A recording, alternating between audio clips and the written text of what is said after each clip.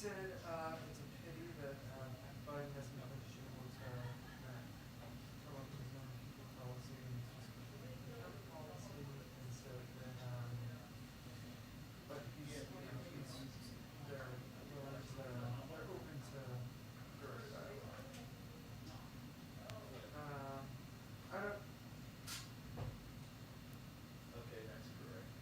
Well, I see it now. Yeah. It's on three, yeah. Okay, I'm gonna go to one.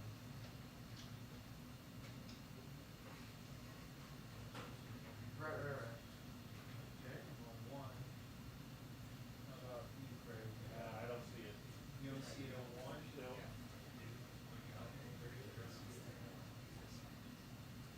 Okay. All right. I mean, I don't see it on one between you and I.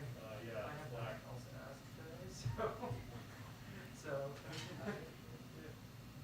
I'm just Yeah, like. it's weird. He doesn't see it here.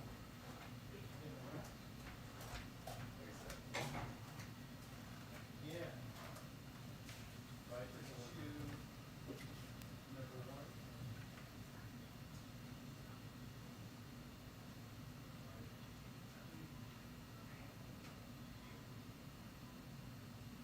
I see it. So right, two, Right. one. I see it. Okay. All right. Now I'm going to go to two.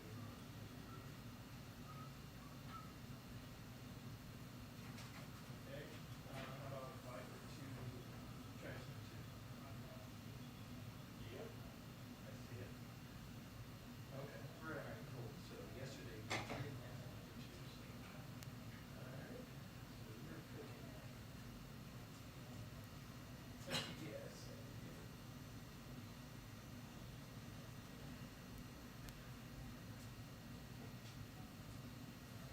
Right. Yep.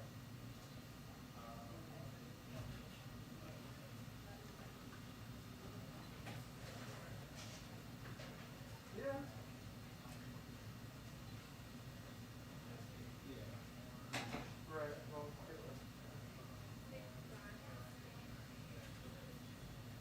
yeah. It just seems as if the only world in which they want to make us real attention is when there's a crisis. Yeah. So. Okay, thank you. Maybe purple. Right. It's breaking up here. It's going in and out. On the monitor up top, signals going in and out. Flashing back and forth. Hey, look at the signal. Craig said it's flashing. It's solid now, but if it's flashing, just when I mentioned that. Oh, how is it? Flashing again?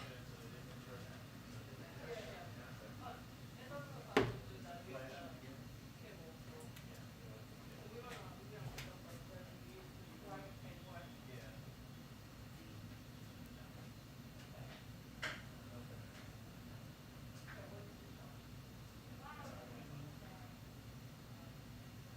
Yeah.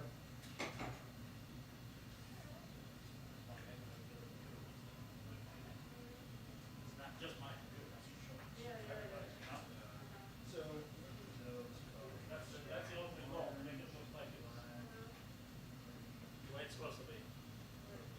Hopefully. Unless I completely mess it up.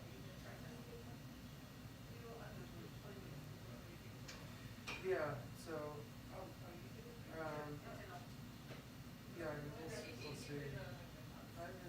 You will chat the outbreak or you're about to? Yep. Okay. And that's pretty surprising.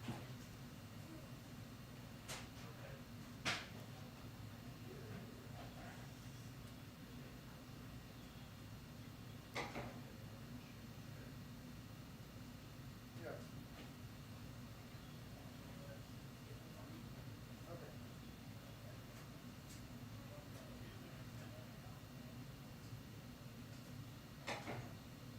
Hey, can you put it on? Put the light on the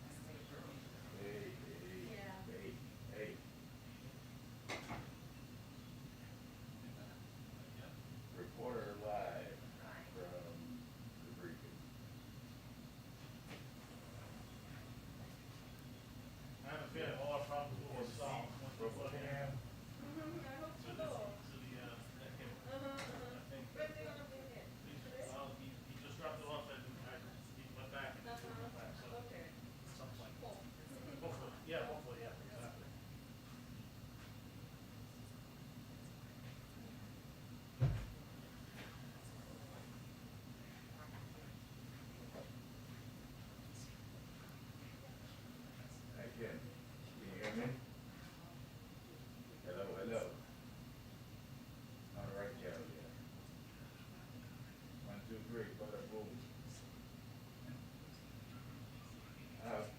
Okay, I can fire it up from the mixer a little bit.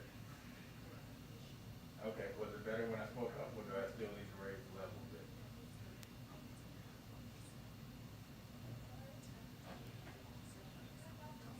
All right, cool. What did you Hey, understand? what is All that right, note guys? say in the bottom left? Runs what?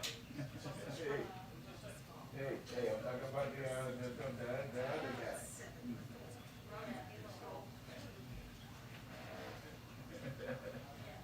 I'm talking about the other boom guy. I didn't know what you were talking about. I don't want you to come back.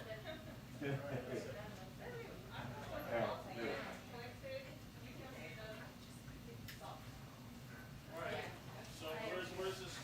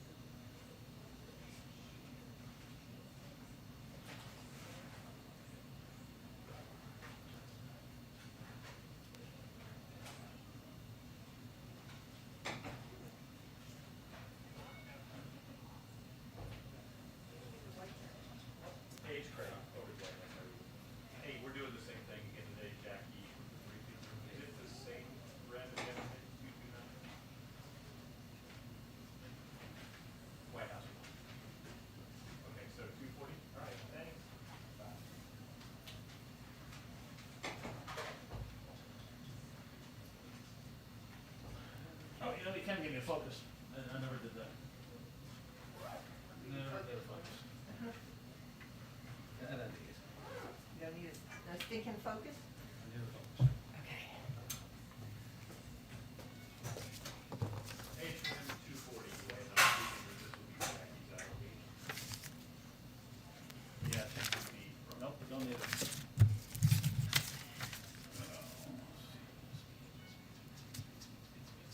This is nice. This is a leather. This is leather now.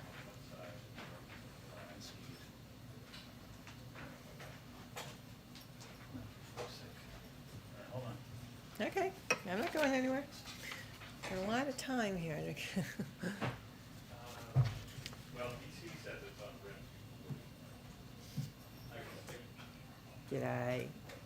Is the camera not set up? All right. Oh, no. And do you want me to look at you? Nope, look straight ahead. Oh, All right, no, thank you. that was quick. Yeah, yeah, please do. Hold on.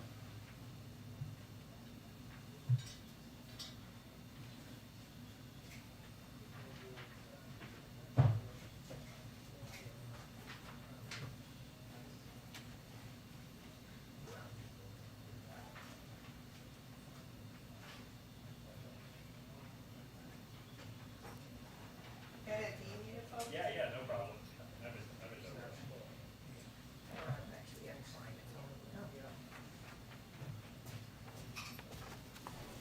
You got one already. A focus? Anna, you need a focus or not? Just in case. You don't need this.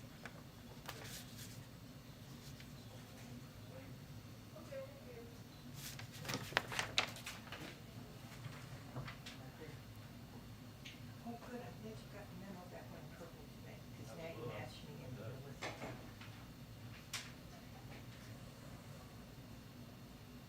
Well, it did sound a little funny.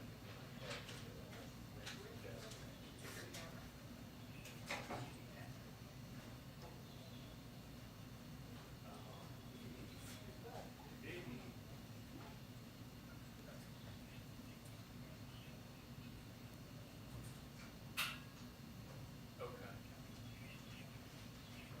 Right, right.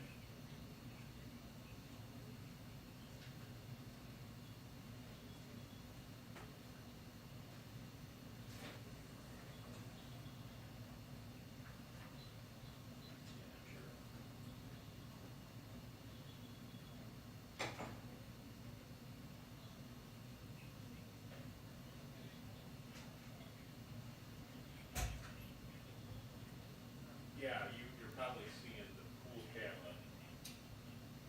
Yeah, yeah, but yeah, so I have a separate head-on for Jack.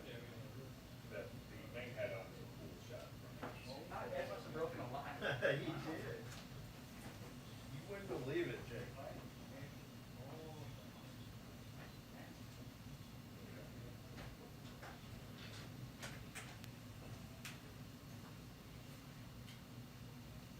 Does it look like they're wrapping up on 240 from staff all the way not entirely?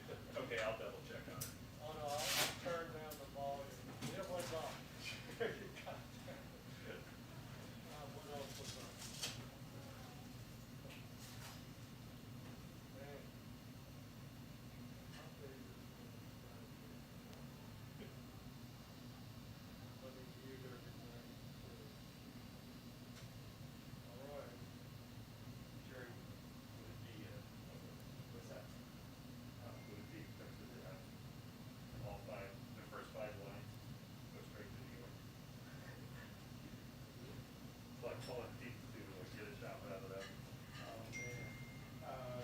Yes. Be a little pricey. There. That's right. Okay, now.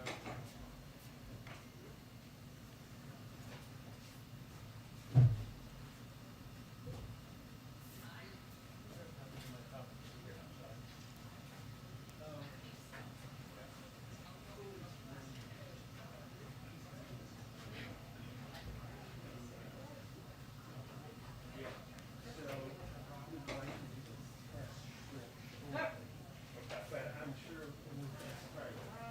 It's a little bit more. So you could plug the, you could go plug the transmitter in out at the Hebrew lawn. No, not here. I guess it has to be the main one. Or the stakeout. Just that link to the bar down. If Yeah. that helps. Or just park it right here. How about I could go to Idaho again? Oh, for the concert. Yeah, 9:30, I'm like. Oh, that's right.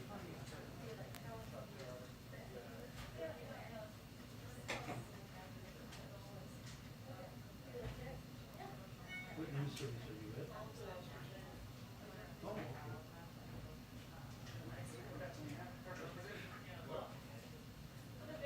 What to get an answer to stopping the murder of Christians in Afghanistan.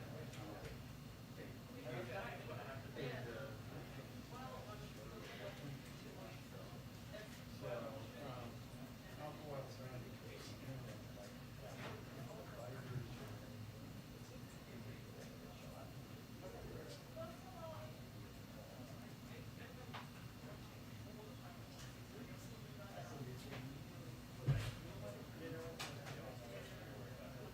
Thank you very much.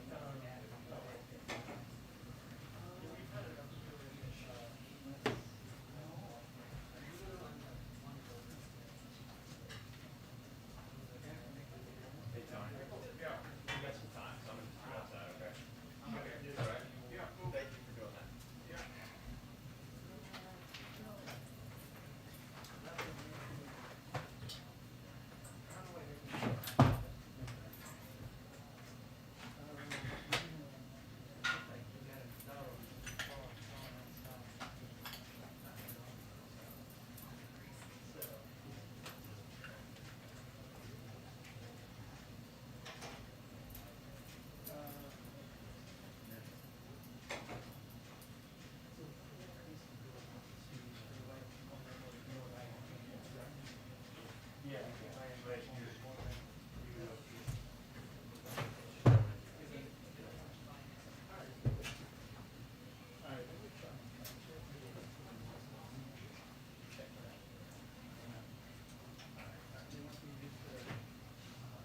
Yeah.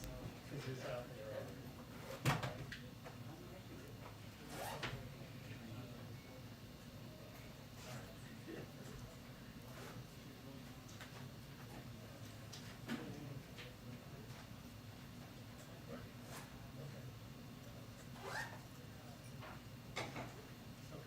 Hi, yes, I got you. Hey.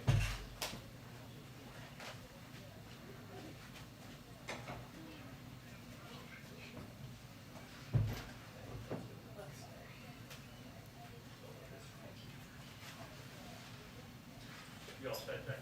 Yeah. I see your, we're heading My to your, cable? Oh, that better? there you go. Yeah. What's it this weekend?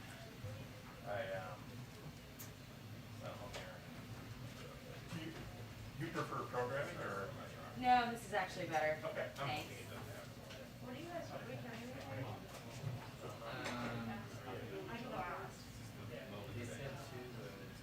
Yeah, I hear you.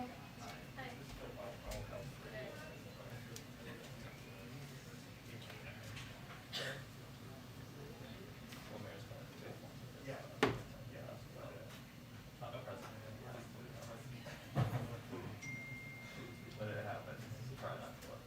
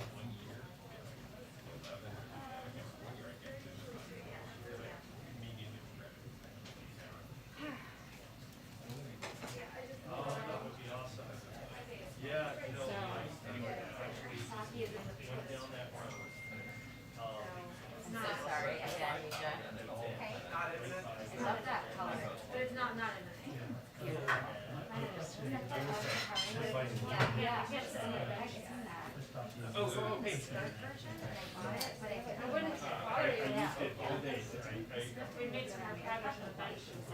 I know, right? But I think like this hold on, how like 8:30, so wicked, and I put it back on 10. This one's, people bought it, Last night, got and it. it was at 60%. That's pretty good, which is, you know, Maybe very we don't need that, right? That would be nice, but it's. So sorry. You know. And I think it's all because of the new screw. I'm trying to get over the fewest possible people. Yeah, I think Pam was right about our beach benches, that if they can get put in, they'll get put in January 4th. That's right, but it's okay. That's as long as it's not expectation. And as long as they are still there. Exactly, the next So one, the the next year. fall, yeah.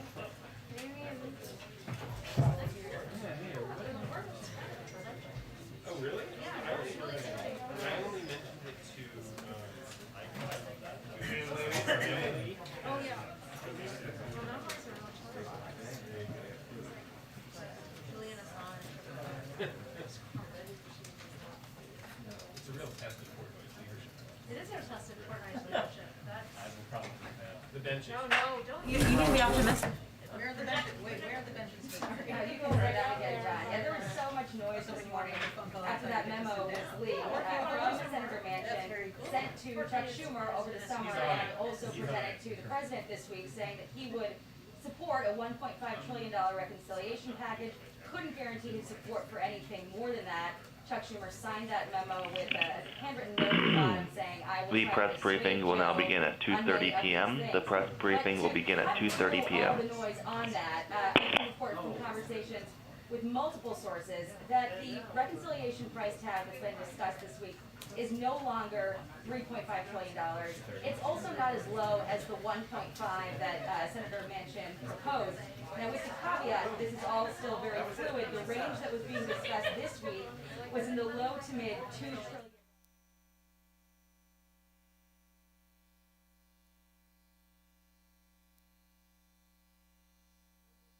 From Senator Manchin or Sinema on what amounts would be acceptable, but we are safely out of that $3.5 trillion range. Yesterday, one progressive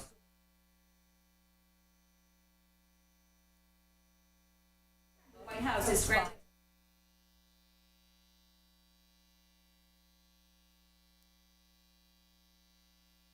which Speaker Pelosi says is still getting a vote today. Now, the White House, in the meantime, has been putting out a different number about that reconciliation price tag, saying that the cost is actually zero, pointing to how it's paid for because of repeals and what they're calling wasteful giveaways to the rich and corporations. So a lot of things in play this morning, and we expect to have a lot of questions on that in the briefing room, John.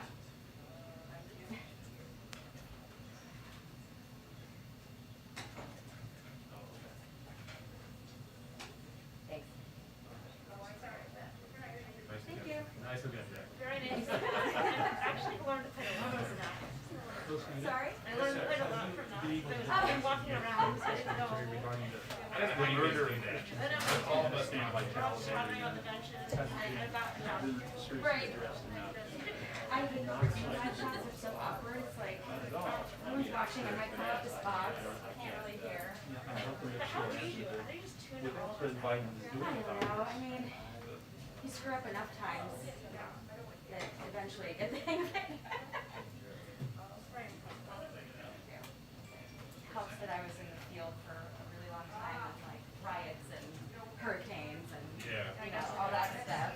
The interesting thing about that memo from Manchin is he said that negotiations wouldn't begin until no sooner than October 2nd. Well, I guess we're there now. Right, because Like, we now got it's time it, to yeah. start, like in 3 days or Right. whatever. I don't know why he even bothered to put that out, because he knows the number that's been discussed here. And it just seems so apparent he's trying to suck up the last minutes of the limelight, you know, the, Well, as far as they're 50-50.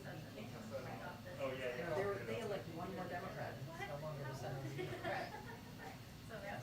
Right. Like, his statement yesterday was just so inflammatory, talking about no support for the House. It's not gonna happen anymore. And, you know, the House progressives are looking at that, and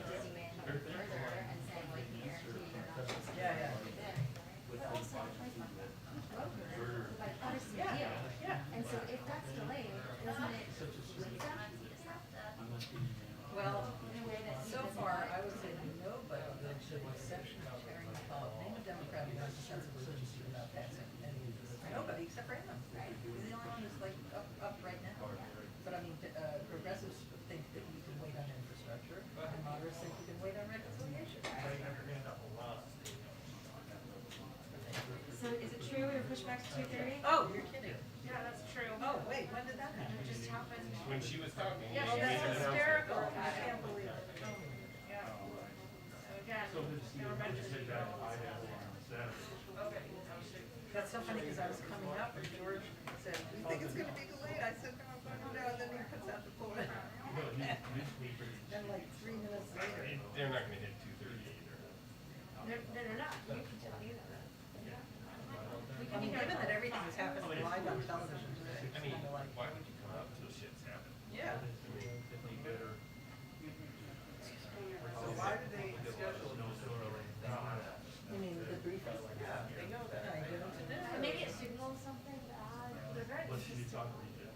I think it means that they don't know what's going on, nor does everybody. It's an artificial timeline, everything's scheduled. Yeah, and this should have played out yesterday, as is all of our. Yeah, no, I know. Yeah. Well, hot news, wish best wishes. You too, actually, you too.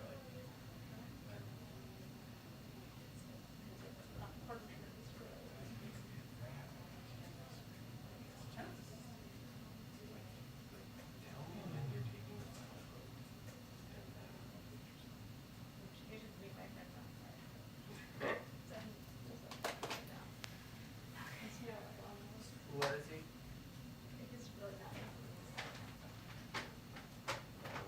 He just wants to read the last chapter. It's about to be last one. Most people just want to skip to the last chapter. Yeah. I mean, is this like Obamacare? They so Or called- is it like Clinton, you know, whatever the Clinton care thing was called, what was it called? Hillary Care? No, it was called just the healthcare plan. They didn't have that. Good sense of me. It's like, this is how Democrats act when they have a majority. You know those in music where they do these mashups where they put songs that don't necessarily fit together? Oh, yeah, yeah. I think it takes news stories and mash them up. Oh, yeah. So like, the judge in the Britney Spears case should rule on reconciliation. That's good. You know, or something like that. I think that would be a real help. And then it couldn't be worse than what So it it's is rushing now. for two Right? days. I know, it was like, it's on time for 1 o'clock.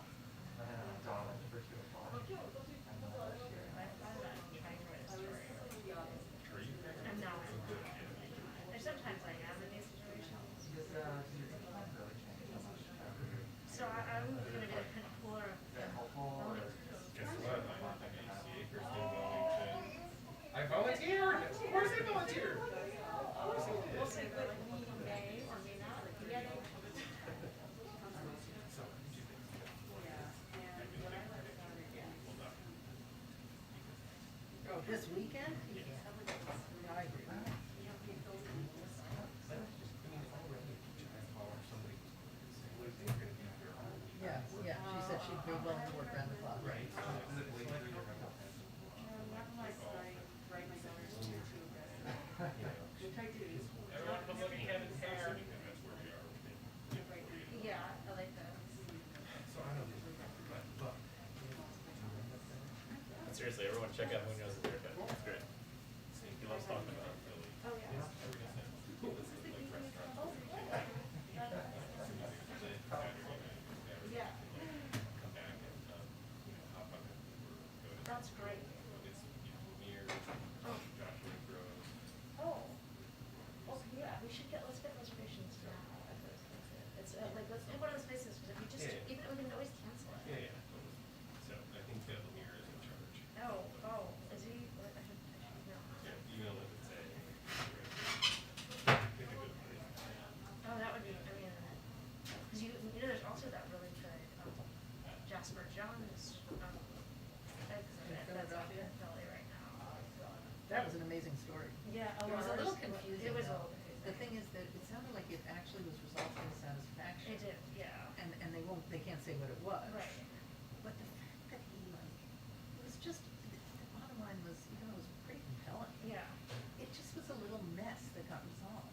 Right, I mean, right. in other words, And- Jasper Johns, if he really was an asshole, he wouldn't have ever called the guy in the first place. Well, I also think like is art history, like art history is about that. It's about influence. Like Yeah, yeah. great artists are influenced. Yes, but in terms of how you handle that and when does it become political and when is Yeah, it just yeah. public, the fact that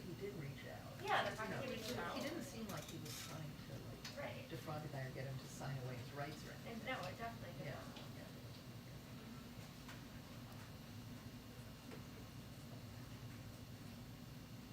But guys like that, who appropriate stuff, like you said, as in every single piece they do, they have to wear their gallery. What they're liable for. We'll see. Maybe.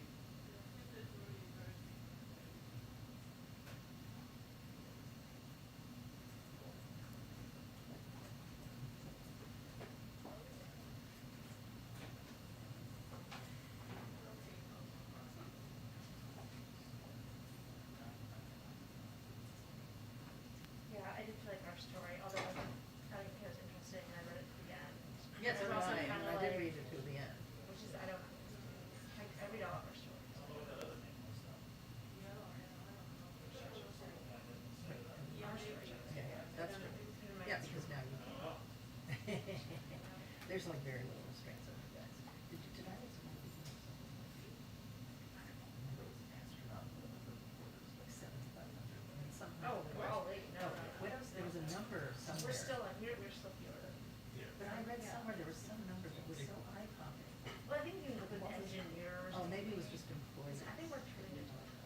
Yeah, well, of course, as is everybody. I think you still, I think it's 750 in the district. Or maybe it was 750, but still, But that's like like. we have You have, like 2,000 or something. Oh, wow. you have Maybe not that, maybe 1,250, I don't know. We do have a lot of people though, and we have a lot of people turning out love stories. Yeah, yeah. I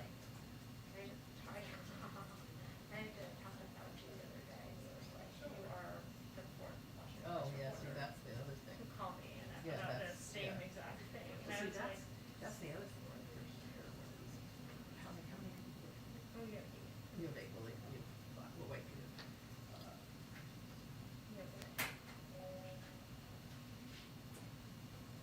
But the reason why I hate is. Yeah, I guess we have six, but I'm not really, I'm like the fifth week, the sixth one. But still, that's not for us, that's. Well, I was six weeks, I was here every day. Well, this week, yeah. I'm here, that's the only person who's insane. Yeah, I guess the appetite for content has really shifted. Yeah. Where people Um, are. Yeah, there's six of us, but I'm with national political reporter, I'm not a finance. We just have our White House editing team, and really, another reporter's the White Yeah. House editor, so. So wait, what is Ashley's title now? She's bureau chief. She's the bureau Yeah, chief, yeah. okay, that's right, she did a great piece the other day. Oh, yeah, yeah. Because I'm also on kind of that democracy is dying. Yeah, yeah. She's doing a lot of Yeah, democracy. yeah. So she still gets to do stories though. Oh, yeah, Think yeah, about yeah. the bureau chief. Oh, yeah, yeah. They never had that title before at the Post. The White House Bureau Chief title was invented, I think, with Robert. I mean, I don't know if he did or they did or whatever, but like, we never You guys probably tried to hire had her that or something. title. I bet it was Yeah, somebody trying to hire him, and they were like, like, what, Yeah. right. I mean, honestly, the New York Times never had the title either. Peter, they gave it to Peter. Oh. But he was like stuck in the White House.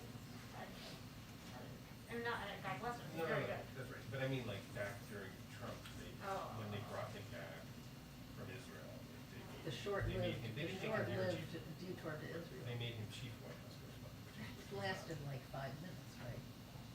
who, Israel? Yeah. He was there for like 6 months. Yeah. But he'd already done the language training and all that stuff, right? Didn't really do much. Oh, language yeah. training, I don't think. He did a little, but Israel isn't the place. for That's him. not one of those I think places, it's yeah. Russia and Yeah. China are the two. Yeah, that's- biggest, yeah. Yeah, it just didn't make any sense to leave him in Israel. Oh, yeah, Trump was yeah, in. right, oh, yeah, sure. But,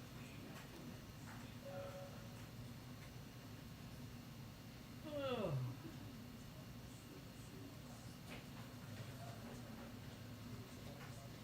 Well, it's always a question, do you leave and come back, but like, it's only 15 minutes, but maybe don't go there again. That's exact sort of thinking. I think we have to. And now for me, because I'm trying to be more respectful of my see things coming in the middle, which makes it extremely difficult. I gotta get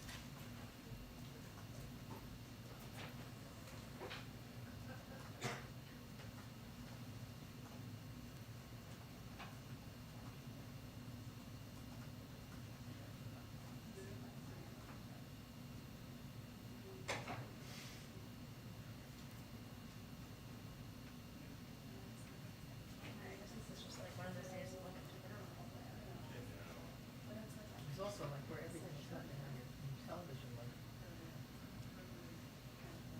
who have we not heard from today other than Bob Andrews? This is Jai Bond, Angela. Oh, Jeffrey says he's never thought about it. Jeffries? Yeah. Oh, No, that's yeah, ridiculous. sure. What I wanna know is when his trunk on fire. I know, I That's thought a you were really saying. big, that's just. He doesn't have to do anything. He just gets involved and then he gets to be in the shot for the State of the Union. Like, like that's worth the whole thing to me, for him, you know? He gets to be the counterpoint to Biden. I just don't see how he resist that. You should go on. I'm gonna try to do, You should. or at least everybody Everybody's in a position here. Yeah. say, hey, if he wants it, For I'm nothing. assuming you would step aside for him, of course. You know, that, so, you know.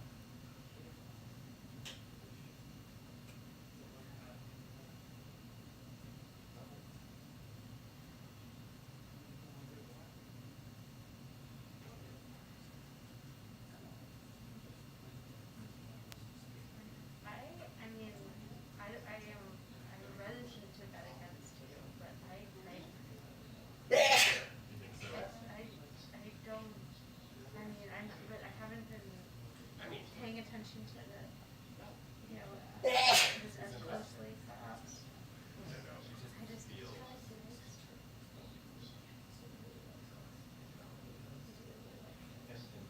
I'd like to be wrong. And the truth is, that very few people seem to be on issues like these.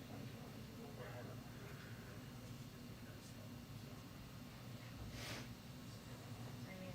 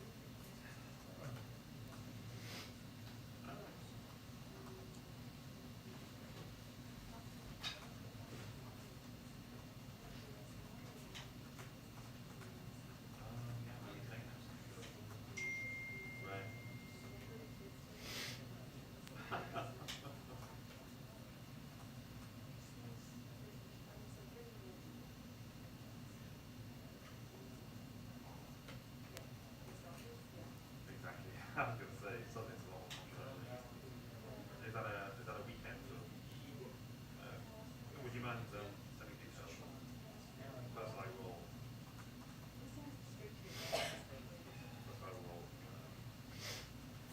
Lambast them. Yeah, we already see that. Who did? When they're. Yeah, yeah. I mean, it's pretty awesome.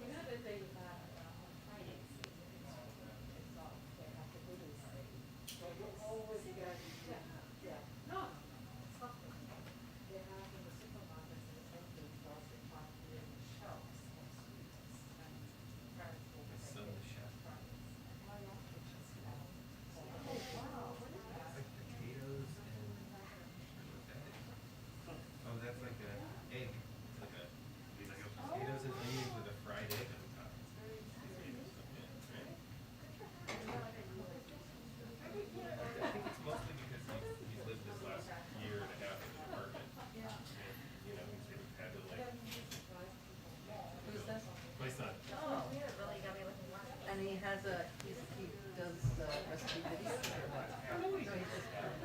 just, you know, I love to cook, and so he's sort of like, he's beginning to explore that as well. That's very cool. Probably.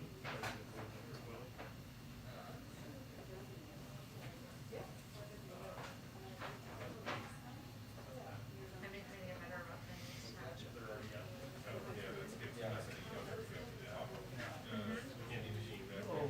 Yep, trying to avoid too many Snickers lunches. It was hilarious when the British reporters were here. They were all like, food options. And they were making fun of us. It's really hard to Brits.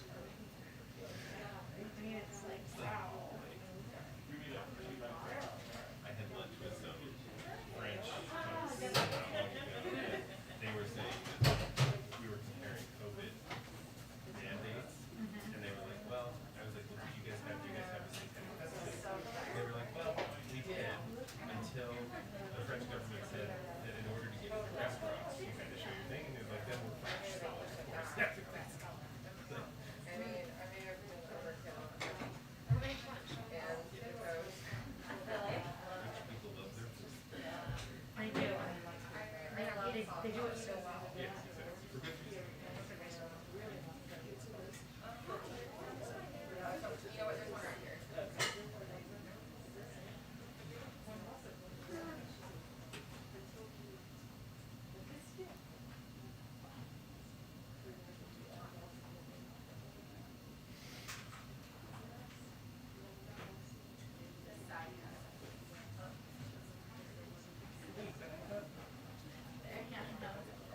Todd sent out this message saying that you guys were in the Red Sea. But then he said, correction is not correction. Oh, what? Oh. He said, not for reporting, presently probably Then he said that, I said, oh, volunteer. Then he said, whoops, correction, it was not much. Oh, I didn't get that. I didn't look at that. It's critical. So maybe, No, maybe you're not no, really. I'm supportive, probably not really. So I would have volunteered for, but it's actually, I would have had to volunteer. I would have institutionally had to volunteer for the WHCA studies. But then what, so then what happens in that instance when you and I both volunteer?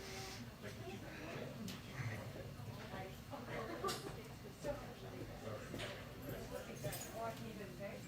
I think that's just, I don't know, I mean, it is interesting because if he had made the error for any other news organization, but then actually wasn't, we would have been volunteered.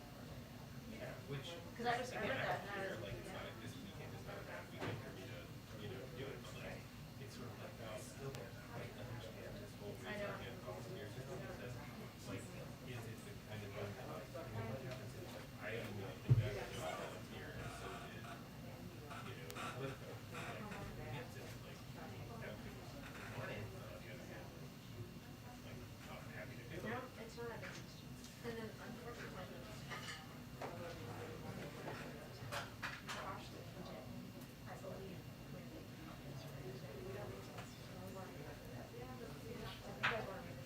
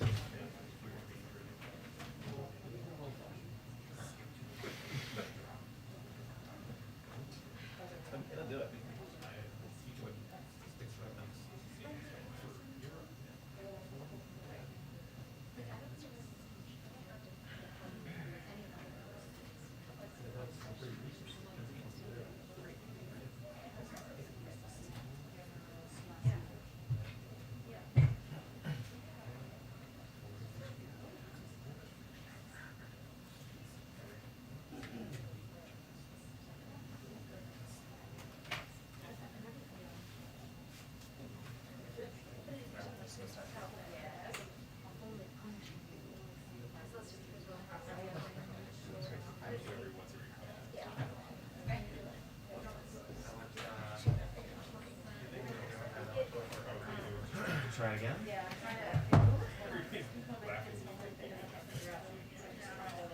This I get.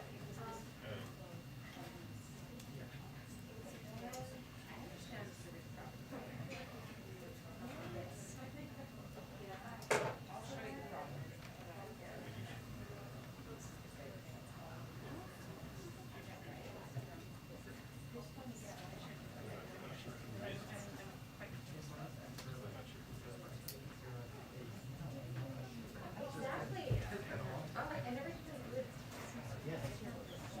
I just, it's Maybe. just, I showed it early. Yeah, that's very well. Thank you. Good job, Rob and Andrews. Thank you, guys.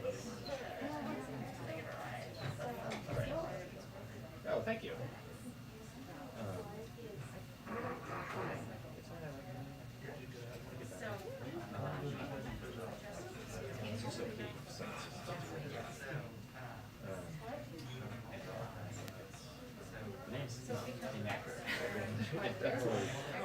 And you call the tough part is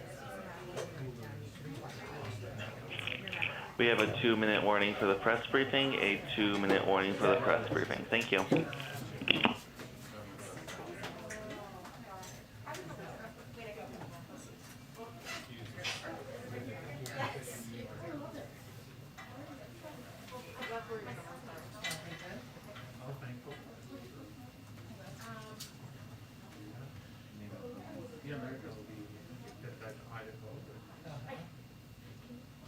Oh, wait, you know what?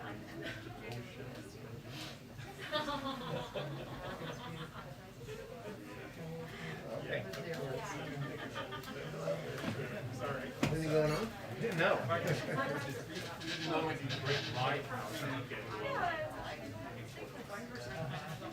Yes, they make it. We're not tracking it yet.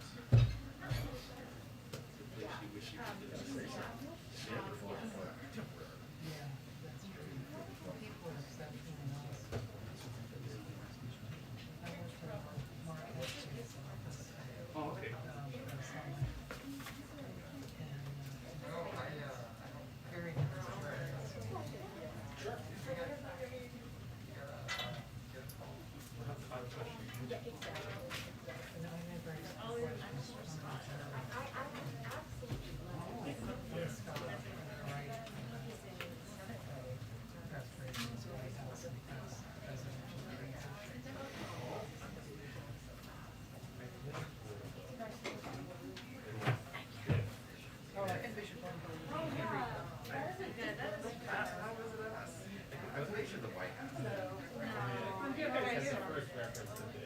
To be fair, it was in one of my stories too, but that was after. You're the paper of record. You need it. Right.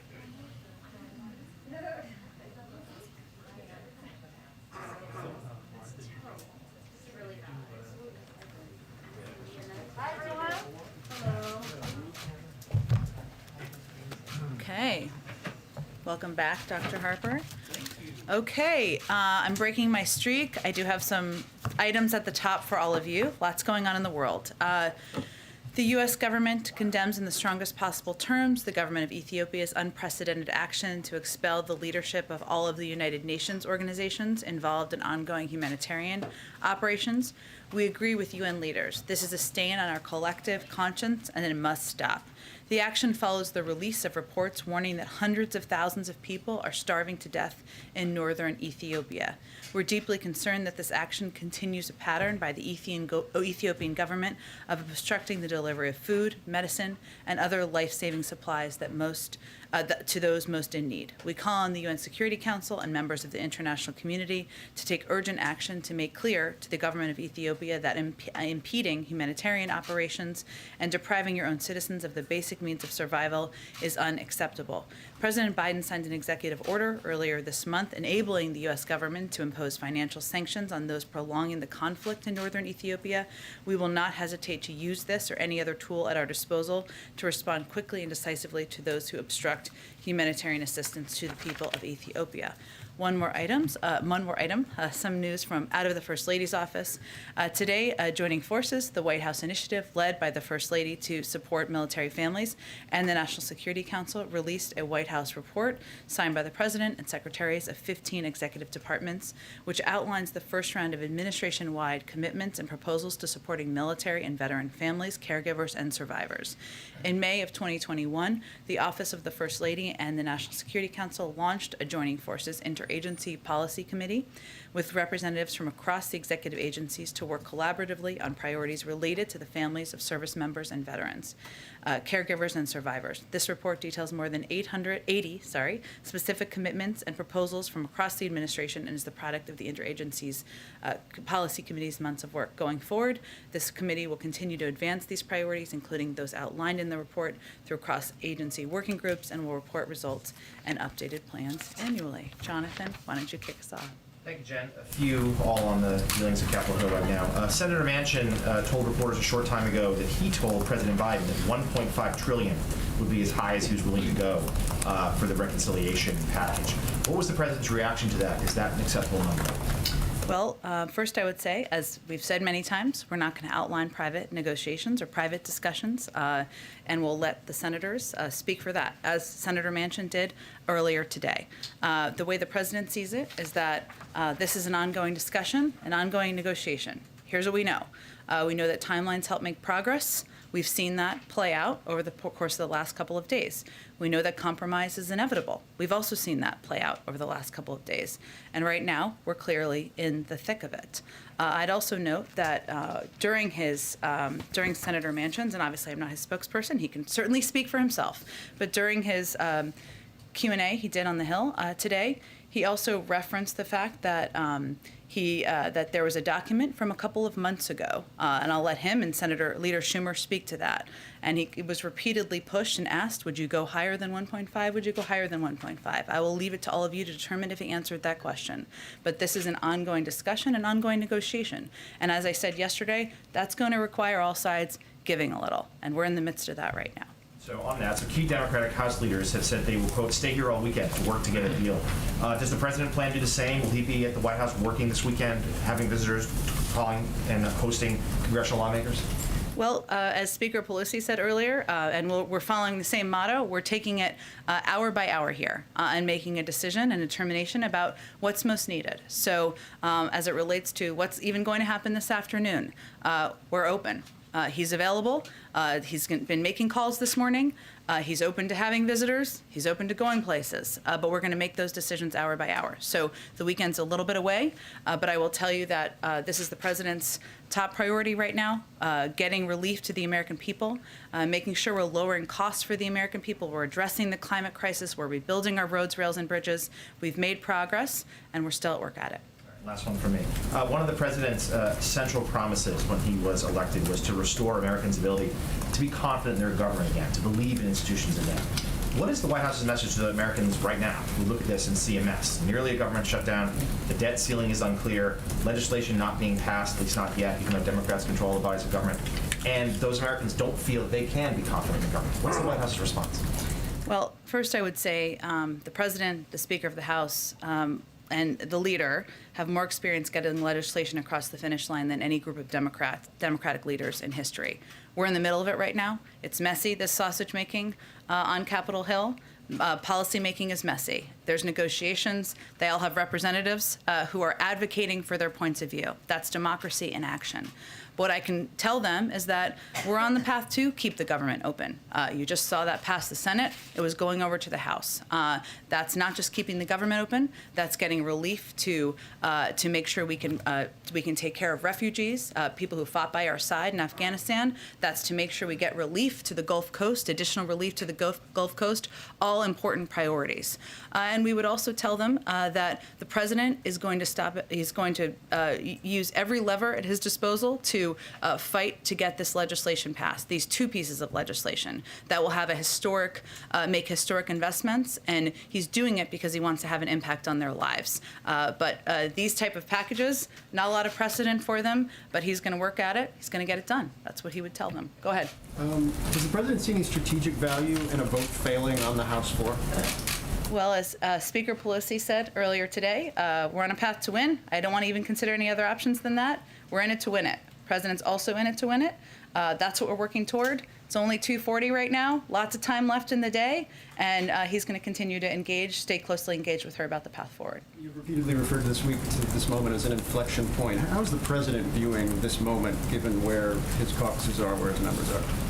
This moment, as in this moment, 2:40 p.m. this afternoon, or just today? As in, it's deadline day for an infrastructure bill. He doesn't have the votes. One member of the United States Senate is about $2 trillion below his top line number, and there's no clear way to bridge those gaps. Well, I think the president views this as the last several days, and even longer than that. His views, we've made some progress. You've seen some members come down. You've seen some members come up. You've seen active negotiations. He's obviously been hard at work at them himself. And what we clearly see is an agreement about the need to get this done, whether it's the infrastructure bill or the reconciliation package, which has key priorities for the president. Key priorities, I think the speaker referred to it earlier today, as the cause of her, as her public life, as her time in public life. That's a bit of a paraphrase. I'll leave you to her words. So, look, he sees this moment. He knew that as we got closer to self-imposed timelines, which are important, often these timelines can help make progress. We've seen progress made. That more members would be out there advocating for what was important to them. That's happening. We would hopefully see more willingness to compromise. That's happening too. We're hard at work, and he's been through this before, so he's not too thrown off his game on it.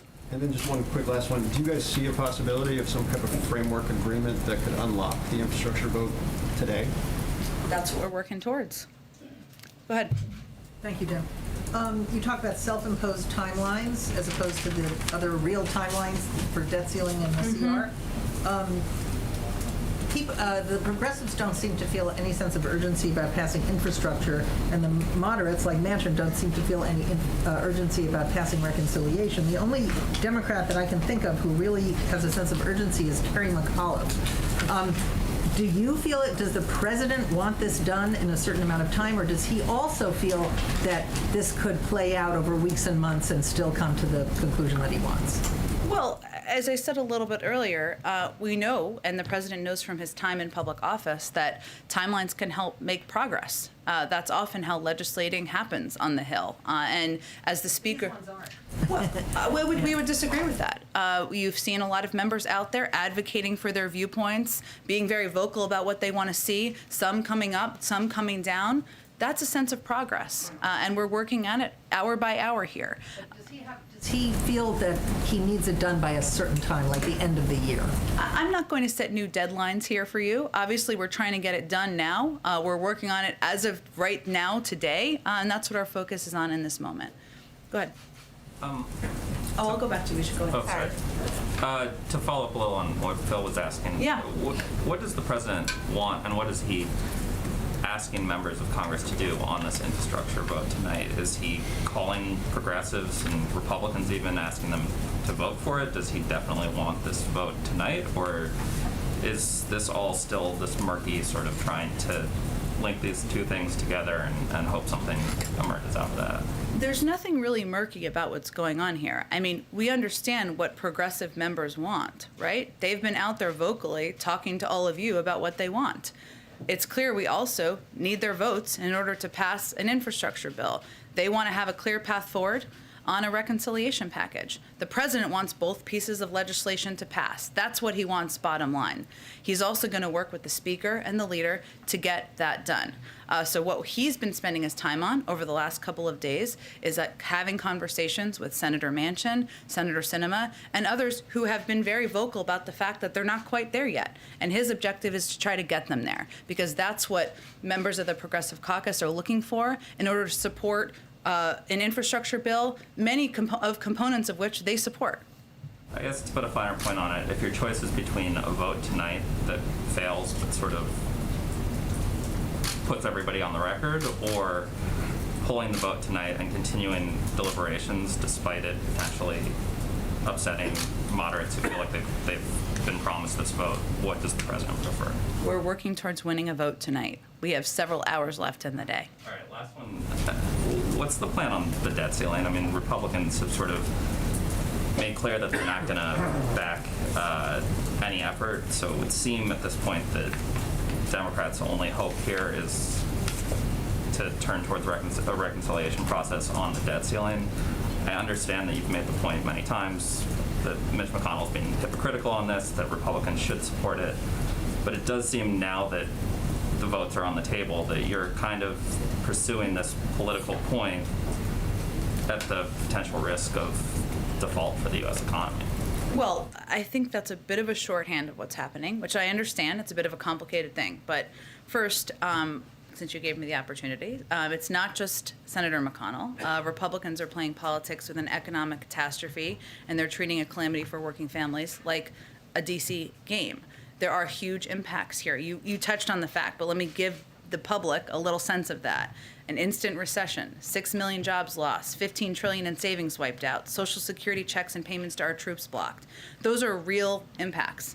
Republicans in Congress are treating this like a game. Let me give you some examples. Senator Rick Scott, and this is a real quote, I will note. "This is going to be a ball. I'm going to have so much fun." That's about the debt limit. Senator Kevin Cramer, "It's sort of fun to watch." And Senator Cornyn said yesterday that Republicans would use every tool at their disposal to slow Democrats from doing this on their own. What we're trying to do right now is do it on their own. Do it on our own. That is what Leader Schumer is working to move forward on. And obviously, as you know, Republicans have blocked that effort. Of course, we're going to continue to press. We're not going to let up on that, on Republicans to do what's responsible, to protect the full faith and credit of the United States, as has been done 80 times in the past. We've also been working to do it on their own. We're going to keep working with Leader Schumer to get that done. But you're not going to ask for Democrats to push on reconciliation? I'm not going to get into additional mechanisms here. We're going to continue. I don't think we're not going to, nor should anyone let Republicans off the hook here, so we're going to continue to press them on it. One of the things that Senator Manchin said today was that the kind of the concern that he has around the 3.5 number is about how it would impact inflation in the economy. And I'm curious what the White House thinks of that concern and what you've done to allay that concern. Well, we've conveyed privately what we've said publicly and what many, many economists have also conveyed publicly, which is that what these packages will do is they will address inflation and costs over the long term. That's one of the core reasons that people should be supporting them. So if you are concerned about inflation, that's exactly a reason you should support these packages. And would the president sign a reconciliation bill that does not include negotiating on drug prices? The president has obviously proposed that. He feels strongly about the need to make prescription drugs, I should say, more affordable to the American public. I'm not going to negotiate further from here. One other thing, just on a different topic, Jake Sullivan's conversations in Saudi Arabia. Did rising oil prices come up in those conversations? What was his message to the Saudis about alleviating some of the concerns that people have as they're paying $1 more for gasoline now than they did a year ago? Yeah, so I know someone asked about this the other day, and obviously the focus of his trip was on Yemen and working with the Saudis on Yemen, and our Tim Lenderking joined him in those meetings, who's our envoy to Yemen, to kind of figure out the path forward. He was, obviously the price of oil is of concern. We have been in touch with OPEC, and I believe it was going to be raised, but I haven't had a chance to get a readout beyond that. I can try to do that for you after the briefing. Go ahead. Thanks, Jen. So putting the top line number aside, Senators Manchin and Sinema have been very opaque about what it is they want and do not want in this reconciliation bill. Without revealing details, does the White House and the President have a clear understanding of what it is each one of them wants? We've had a lot of private conversations with both of the senators about what their priorities are, as they've said publicly, and I think as Senator Manchin said publicly today, what their priorities are and what that looks like in a final package, that's still an ongoing discussion. Are they asking for the same things? Are the two of them on board with the same. I'll let them speak for their priorities and how they line up with each other. And then to build on what Justin was asking about, Sure. decoupling these two. Yeah. Is the president worried at all about eroding trust with Republicans who signed on to the bipartisan deal after he reassured them that it would not be conditional on reconciliation? Well, let's remember what's actually going on the Hill here. Republicans in the House, led by Kevin McCarthy, are opting to vote against rebuilding roads and railways and bridges, despite the fact that the package was sent over with the support of 69 senators. So I think if you're asking about trust or whether people are delivering for the American people, you should direct it at Kevin McCarthy. Go I'm ahead. asking because the progressives have made so clear that they refuse to vote on infrastructure without a vote on reconciliation first. Why doesn't the president ask them to treat them separately? Well, I think To treat the two bills separately. the president has made clear both are his priorities. He's also made clear he wants to get them both across the finish line. What we're talking about now is the legislative process and how you get the majority of votes to get both of them done. And that's what he's working to negotiate and working to unify the caucus around. Go ahead. One more on a separate topic. Sure, go ahead. The National School Boards Association has sent a letter to the president asking for help from federal law enforcement agencies because of the violence and the threats that they're seeing across the country. Has the president received that request, and are you considering offering that help? Well, first let me say we take the security of public servants and elected officials across the country very seriously, and obviously these threats to school board members is horrible. They're doing their jobs. Obviously there are going to be different law enforcement authorities that will be related to each community and where this is happening. So we'd certainly refer you to them about any specific threats, and we'd encourage individuals to report any threats they face to local and state law enforcement agencies. And we're continuing to explore what more can be done from across the administration. But again, a lot of this will be local law enforcement and how they can help ensure these school board members feel protected. Go ahead. Thank you, Jen. Has the president at all lost control of his party? Depending on which perspective you're looking at this from, some people say that it appears that progressives are running the show, they're banding together and making their demands. Other people are saying, looks like Joe Manchin is playing president. So who is in charge? Well, this is how democracy works. I know it feels foreign because there wasn't much that happened over the last couple of years, but how it works is the American people elect their elected officials. The President of the United States puts forward a bold and ambitious proposal, and then everybody negotiates about it. And they have different points of view. That's how democracy should work. We're in the midst of it right now. We're not trying to paint over how messy it looks from the outside. We know that. But what the good news is that there is agreement that among most Democrats, if not every single one of them, that we need to get something done, that we need to do more to rebuild our roads and railways and bridges, that we need to cut costs for the American people, we need to address the climate crisis. There's agreement on that. Now we're in the nitty-gritty details, which is very important, but that's the end stage of this process, and the American people should know that that's what the president's working on. I want to follow up on Ouija's question. So if the bipartisan bill fails or is stalled or doesn't happen today, it would appear that these two bills, the reconciliation and the infrastructure, are linked. And the president, made statements that Republicans should be able to vote for the bipartisan bill on its merits. He stood in front of the White House with a group of Republicans who negotiated that infrastructure bill. Is there a message that he has to those Republican senators who voted to pass that bill on its merits, that this bill is somehow not linked with the reconciliation because of what's happening in the House? Well, if we're working towards victory here and a win. If it doesn't pass, it's because it doesn't have enough votes. I think Republicans in the Senate understand that and know how this process works. But that's what we're working towards now. That's what the president's been making phone calls about. That's what we have his schedule cleared for this afternoon. And I'm not going to make a prediction of what the outcome will look like several hours from now. The vice president, she was a senator as recently as this year. Yeah. Why isn't she on the Hill helping to broker this deal? Well, the vice president had the CBC over, the CHC last week. She's been making calls herself, just like the president. If it's constructive for her to go to the Hill or for him to go to the Hill to have members down here, they'll do that. We're ready and willing. This is our top priority, all hands on deck. But a lot of what's happening right now is discussions at a staff level, a senior staff level, to get through these intricate details, and that's where the focus is in this moment. Go ahead, Kelly. Since we haven't seen the president much publicly this week, Yeah. and you talked about leaving room in his schedule, can you paint more of a picture of what's happening behind the scenes?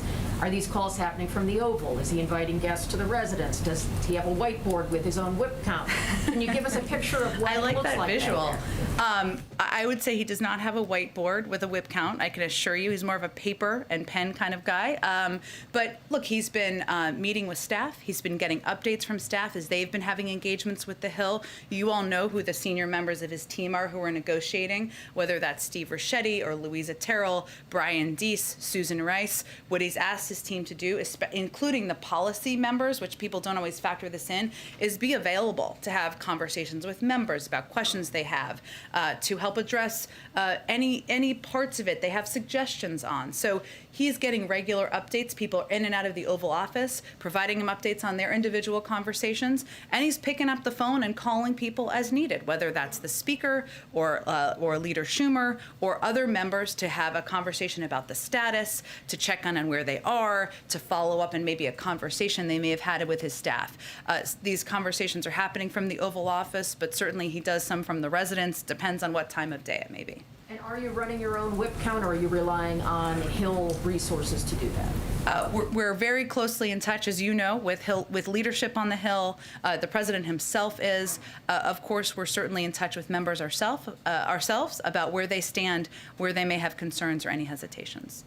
Go ahead. I'll come back to Terry in a second. Go ahead. We finally learned today Senator Manchin's position on his top line number. Senator Schumer's been aware of it since late July, and Senator Manchin said that he told the president already this $1.5 trillion number. Why has the decision been made strategically to pursue Senator Manchin, Senator Sinema, and not try to, in the last couple of weeks, apply more pressure on progressives to take half a loaf and say, this is low-hanging fruit, it's a $1.2 trillion infrastructure plan, let's move on that? Why was that strategic decision made not to do that? Both of these are huge priorities to the president. I'd also note that when Senator Manchin was asked, and he can obviously speak for himself, but just since I've read the whole transcript here, he also repeatedly referred back to a document that went back to July 28th. I'd remind you all that this is an active negotiation and discussion. And it is incumbent upon members to put out where they stand and where they are. And as we've seen over the past couple days, that's an ever-changing process. So before you make conclusions about what the end results will be, I would remind you to look at the last several days or even weeks about how these discussions have progressed. Senator Manchin said today he believes his position is, it sounded to me like his position was firm, and he also said that if progressives feel that the Congress should spend $3.5 trillion, that they should convince voters to send more progressives to Washington.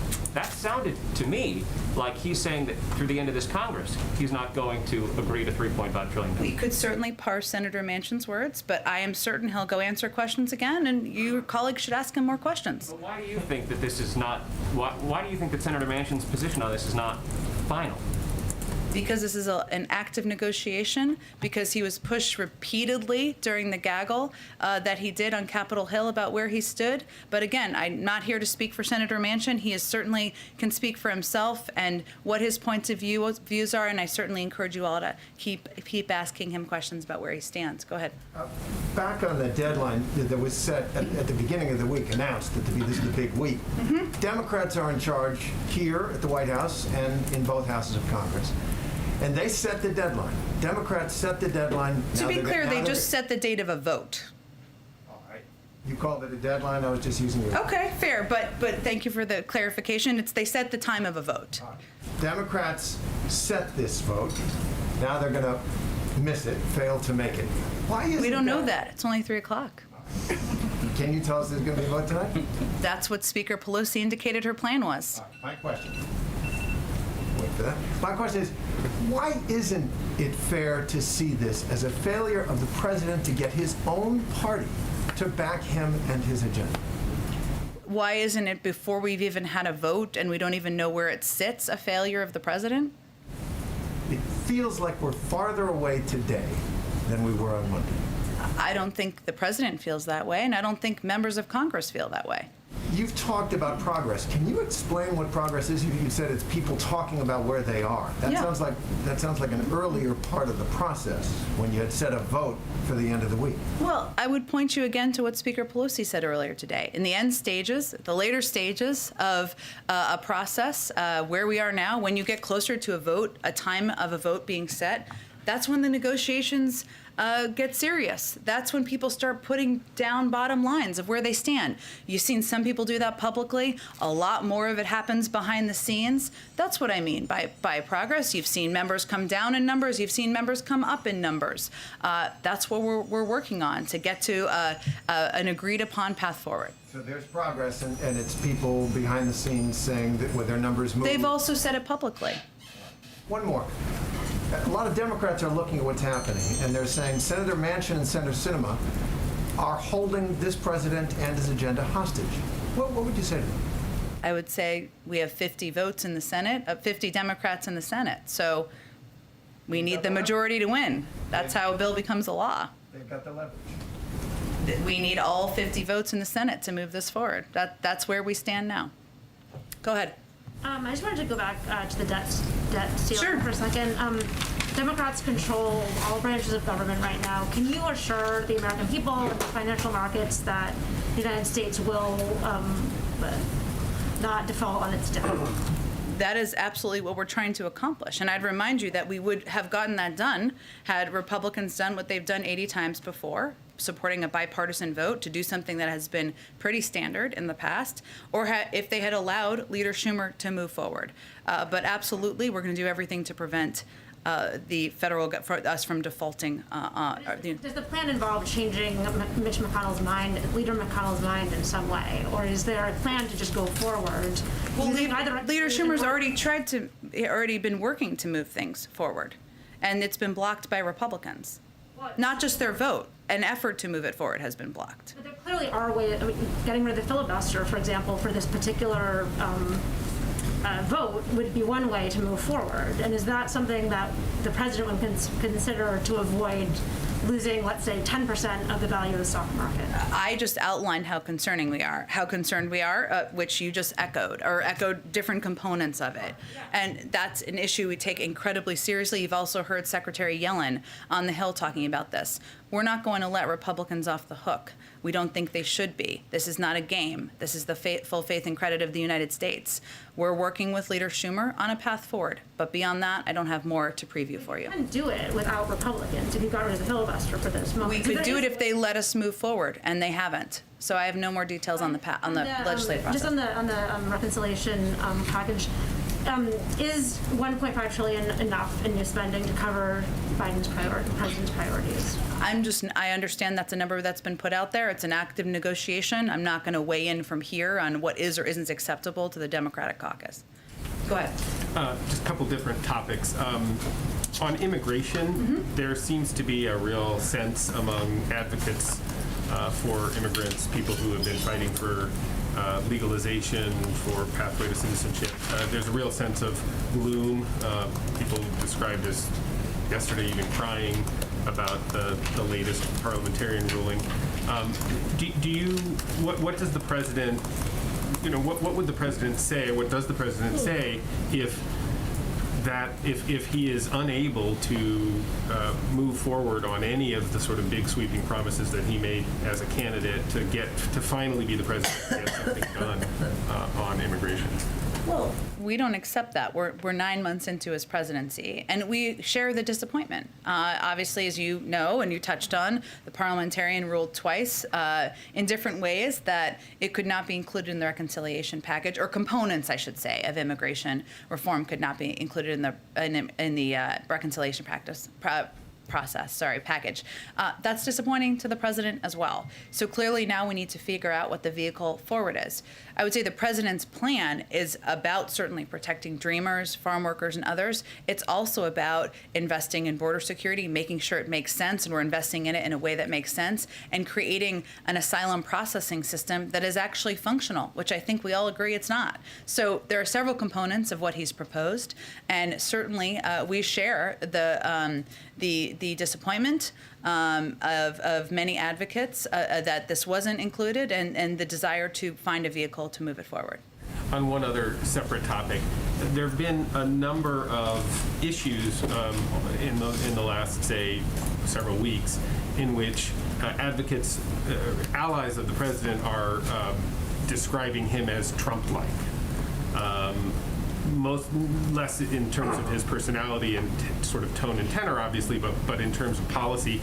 Even today, the representative of the Cuban government describing the frustration with the president continuing to maintain Trump-era policies vis-a-vis Cuba. What's the president's reaction, and does he accept that in some areas of policy he is in agreement with the former president? So just for the sake of argument here, not argument, but discussion, beyond the representative of the Cuban government who... Afghanistan, immigration... well, but who? Who were we talking about here? Who's saying that the president's like Trump? Oh, I mean, I could find you quotes. There have been quotes in our paper and quotes in lots of folks have, depending on the issue, whether they are immigration advocates or, folks in the Afghanistan who sort of watch Afghanistan. There have been numerous on-the-record descriptions of the president embracing, and it's actually in some ways just a factual thing, right? But like on what policy? On what policy, sir? I don't. You can name people, or what specific policies? Well, I mean, for example, Afghanistan would have been the maintaining of the former president's decision to withdraw troops. On immigration, it's in maintaining Title 42 and keeping Title 42 in place. I mean, they're... Submarine. Which one? The submarine. The president was compared to Trump. To Trump. Well, that's the French foreign minister compared him to Trump in terms of how he handled the AUKUS negotiations. So, look, I take each one of these. On Afghanistan, the former president struck a deal without the Afghan government that we heard the military convey yesterday led to the demoralization of the Afghan security forces and the Afghan government, where he also released 5,000 Taliban fighters into Afghanistan. I would say the president took a pretty different approach than that in ending a war that the former president didn't end, something the American people strongly support. As it relates to AUKUS, I'm not even sure what that's referring to in terms of what they're comparing. The president worked with key partners, Australia and the United Kingdom, to come to an agreement that would help provide security in an important part of the world, in the Indo-Pacific. A priority that, frankly, getting out of the war in Afghanistan leaves space for us to spend more time addressing. What was the last one? Immigration? Immigration, Title 42, tariffs on China. I mean, there's... Title 42 is a public health requirement, because we're in the middle of a pandemic, which, by the way, we would have made progress on had the former president actually addressed the pandemic and not suggested people inject bleach. So I think we're in a bit of a different place. I'm happy to discuss more examples. I think people be pretty hard pressed to argue that the president has taken any aspect of the former president's playbook and used it as a model of his own. Go ahead. Senator Manchin has also said that he wants to means test as much as possible of this reconciliation package. Without getting into, or speaking for the senator, as you've said, what is the White House's position on, means testing in this package? Well, you can call it whatever you want. Sometimes when you say means testing, not you, but when it's said, it sometimes has not the right connotation or the wrong connotation. The president's proposals, many of them, have been targeted at the middle class, as have these proposals and these initiatives, which means there's a cap on income through which you can benefit. That's what, you can call it whatever you want. If you call it means testing, the president is very open to targeting by income many of his proposals. And that's something that you can see throughout many components of his agenda that have been proposed and many that have passed to date. Does the White House believe that you all are currently in alignment with Manchin on what those thresholds would look like? Or? It's an ongoing discussion, but again, our objective is to target and focus on bringing relief to the middle class. That's what the president wants to see this agenda accomplish. In an op-ed for USA Today this morning, Senator Bernie Sanders defended the $3.5 trillion price tag, asking, please tell me what we should cut. This came out before Senator Manchin gave his line in the sand.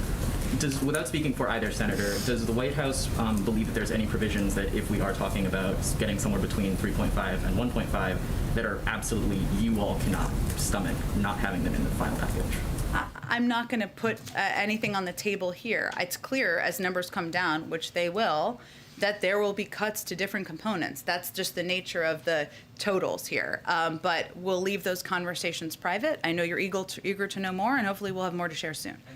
Just one more point. As you all have said from here, the public polling has consistently found that many parts of both packages are very supported by the American people. The American people are also very consistently pessimistic about action in Washington. So, but ahead of what we're going to be seeing, whichever way this vote goes tonight, what is your message to the public as they look at the ongoing situation in Washington about? What is your message to the American people as they look at, as you've said, a messy situation, the chaos of democracy? We hope we can prove them wrong. Go ahead, Karen. Thanks, Jen. I know hour by hour is kind of the phrase of the day. But, given that, can we expect to hear from the president today? Or what would have to happen for us to hear from the president today? We'll see. I can't make a prediction for you now, but it is certainly possible. It's also possible he has more meetings. He'll certainly make more phone calls.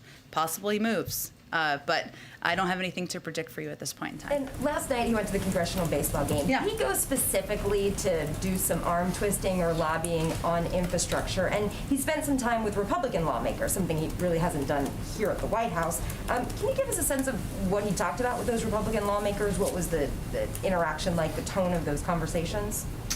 I think you're undervaluing his baseball prowess and history, which he was honored for last night. No, look, I think what the president, and I saw him this morning, he was reflecting on how it was, and I think this is a tradition, the congressional baseball game. You know, it's something that has been around for some time where Democrats and Republicans go participate in one of America's favorite pastimes. And you saw, I think you all saw in photos, but for people who didn't see, he visited with some Republicans down in their area, dugout, I don't even know what it's called, okay? Dugout, help me out here, thank you. He visited with some, my husband's gonna be really mad about that. He visited with some Republicans. You know, it wasn't meant to be a negotiation. It was a discussion about, you know, how things are going and work we're all committed to, and just saying hello to them. And sometimes, you know, that's important and powerful too, at a time where there's been so much division, where there's a view from many in the public, as per the question earlier, that people can't work together, can't get things done. And this was an opportunity to have a moment to visit with, to see people you've known a long time, to meet new people, and to move beyond partisanship, to celebrate one of America's favorite pastimes. Response to you about getting booed last night? Any reaction to that? He's been in public life long enough to know there's going to be some yays and jeers in most big public places. Go ahead. Can I just follow up on that? In some ways, does his visit and the rituals of getting together sort of prove the point that the FaceTime doesn't work? I mean, you referred to Leader McConnell and the Republican Party not willing to raise the debt limit. He's had plenty of FaceTime with Leader McConnell for decades. Maybe it just doesn't matter, and people are going to do what their political interest, or what they believe their political interest tells them to do? Well, this is how the president views it. You're going to have strong disagreements, as he does with Senator McConnell about how he's approached the debt limit. You're also going to have areas where you may come to agreement on, as they do on infrastructure and the importance of rebuilding our roads, our railways, and our bridges. And it's important to maintain lines of communication and discussion to figure out where you can work together. That's also how he views and approaches diplomacy.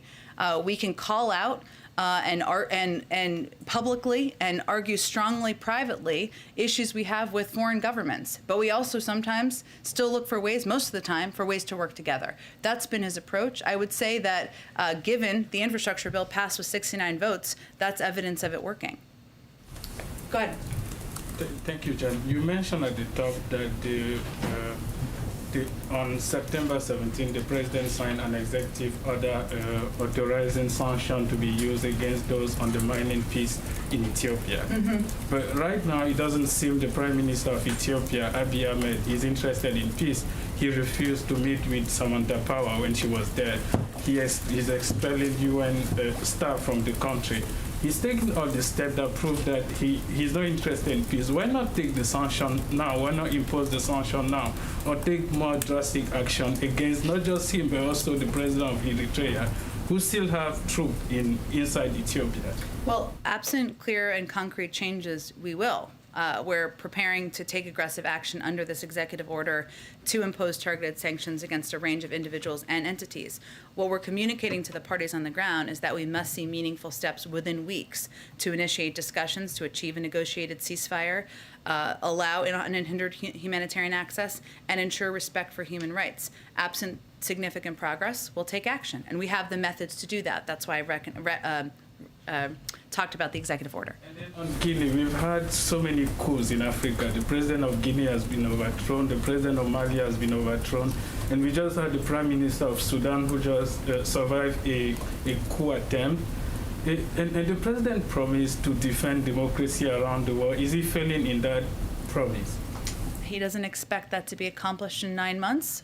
He expects that to be accomplished over the course of time for advocating for democracy, for human rights, for imposing steps when warranted, and as we are considering right now in Ethiopia, and obviously by having a strong national security team that can convey this on his behalf when he cannot. Go ahead. Thanks, Jen. Go ahead. I'll come back to you next. Thanks, Jen. Just to follow up on Mike's question on what the Cuban foreign minister said, just to be specific, said it's a pity that President Biden couldn't implement his own policy toward Cuba. And I just wondered if you had a specific response. I don't. And there's a U.S. delegation, top officials going to Port-au-Prince. What's the goal of that visit? Yeah, I have some details on this, including who is going. So let's see. So what they're doing, when we feel it's pretty pivotal to have high-level officials from here engaged and traveling back and forth to Port-au-Prince to have discussions with actors across the political spectrum to see what we can do to help support dialogue and development for the Haitian people. We know it's a clearly profoundly challenging time on the ground, and it's crucial that we meet with a range of stakeholders to help move this process forward or help support the process moving forward in a way that's in the interest of the Haitian people. So this is really an effort to be engaged, to be on the ground. I can tell you, and you may know this already, that our newly confirmed Assistant Secretary for Western Hemisphere, Brian Nichols, is on this as a part of this delegation. Our NSC Senior Director for the Western Hemisphere, Juan Gonzalez, are there. They're meeting with civil society groups, political stakeholders, the Haitian government, and they're, of course, as I noted, discussing a Haitian-led process charting the path to democratic elections. But that's the focus, as well as discussing how we can continue to help provide support for the migration response, security, recovery from the earthquake, and the COVID pandemic. Last question. The Secretary Mayorkas had said he expected the results of an investigation on the Border Patrol officers on horseback by the end of this week. What's the status of that investigation? I know he said that. As I understand, it's still on track, but I would really point you to the Department of Homeland Security on any update. Brian, why don't we go to you last? Thank you very much, and I appreciate it. I wanted to ask what the president's reaction is to Democratic lawmakers calling on him to lean more on Senator Manchin and Senator Sinema. What is the president's reaction to that? Well, I would say first the president's reaction is he was in the Senate for 36 years. He knows, as does Speaker Pelosi, Leader Schumer, what it takes at this point in negotiations. They've probably done this more and more successfully than any combinations of Democratic leaders in history. And his approach has been, yes, of course, it's listening. Yes, of course, it's conveying viewpoints and having sometimes, direct and candid discussions, but he knows how to do this, and a lot of people who are throwing stones aren't a part of these negotiations. They're one-on-one, so I think they should leave it to him and others to get them done. There are members of his party that want him to be more actively involved and come out publicly and said, we want to see the president more actively involved. What's his response to that? I would say that, as I would point to something Congresswoman Jayapal said yesterday, right now it's not a secret about what is the holdup. The holdup is that we need to get 50 votes in the Senate to move the infrastructure, to move the reconciliation package forward in order for members of the Progressive Caucus in the House to feel comfortable that there's a path forward. As many of them have conveyed, the president's role in communicating with Senator Manchin and Senator Sinema to help get that done is probably one of the most constructive roles he can play, and that's what he's been focused on over the last few days. Thanks so much, everyone. Okay, last one, because I promised you. Go ahead. Thank you. Jen, the president of Angola, President João Lourenço, was in D.C. last week, and he met with Jake Sullivan and Madam Speaker of the House. And I just want to check with you if the president made any comment about this visit, because Jake Sullivan, on the day that he met my president, he said he would brief the president on that day. So I'm trying to check with you if you heard any comments from the president. I don't have any additional comment. I think we put a readout out about Jake Sullivan's meeting, but I don't have any additional comments. Thanks so much, everyone. If he's indicted by Durham, will he step down amidst reports that he's under